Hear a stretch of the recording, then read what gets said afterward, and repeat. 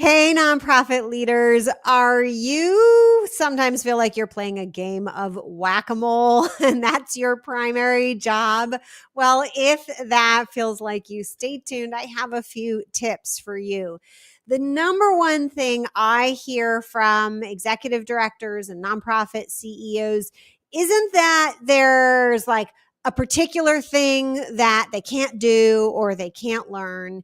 It's literally the whack-a-mole problem, as I call it, the problem of how do they get everything taken care of. And so often we think this problem exists because maybe as nonprofits, we just don't know as much about business, but that is not true. Now, Joan Gary likes to say nonprofits are messy, but I believe that the messiness that so many of us have experienced is a symptom of the fact that nonprofits are actually more complex than for-profits. And let me tell you how. And I could give you a whole day training on this, but in a nutshell, basically here's what's happening. Nonprofits have twice as much business to run. So a for-profit basically is making money pie, right? That's what I like to call it. They're making money pie. That's a type of business. And it's a simple kind of business in that what you make has value and you give it that value to people who have money to give you in exchange for it. Nonprofits have to make mission pie, right? Which is fulfilling, making the impact that their mission promises. And that doesn't necessarily have a one-to-one correlation with money. The value that they're putting out into the world doesn't equal money that they're getting back. So they also then have to make money pie because all businesses need money to run and nonprofits are no different. But the work of making money pie is like a whole separate business. So now, most nonprofits have this situation, not all of them, where they are making both money pie and mission pie. So even the most simplest nonprofit is twice as complex in that regard as their corresponding for-profit. At the same time, nonprofits are dealing with more people per dollar, I like to say. So a small new business probably has a leader and maybe a few employees or a few contractors. Well, a nonprofit is going to have a founder. Even the smallest one is going to have a founder or a leader, a board of directors that's legally usually a minimum of 3 people, sometimes more. So that's 4 people.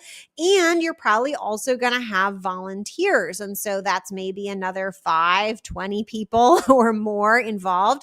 So, and managing all these people requires a lot of work, even though they don't correspond necessarily to having a lot of money to then hire managers. So now we have twice as much business to run and many more times than twice as many people to be involved with. And the third thing is, unlike for-profits, where there's more of a direct correlation with the amount of money coming in and the amount of work that needs to be done, that's not necessarily true in a nonprofit. And so we have to be more skilled at managing people and having very slick systems to get everybody working together. If it were a boat, we want to get the right people on the boat and we want them all rowing in the same direction.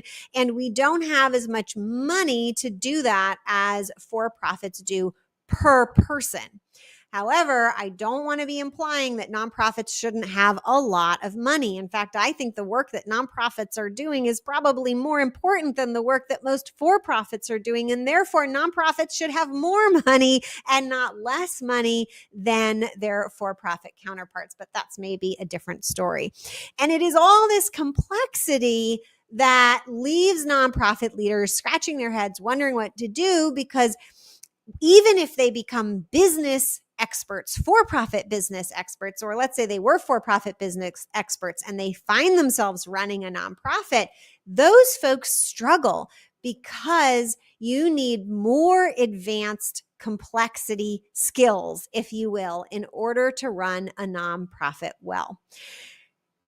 That's my explanation for you. If you want to know all my tips about all the skills involved and really understand this beast of running a nonprofit and how to leverage ways of dealing with complexity that actually invoke a lot of principles of simplicity, then come to my training that I'm giving. And you can, it's by invitation only though. So you have to go to pivotground.com/apply, and you can apply to that training. And I will send you an invitation to the next live training. There is one actually happening tomorrow, but I will be giving one really soon if you are watching this at a later date. So apply. The link is in the description, and I will see you soon.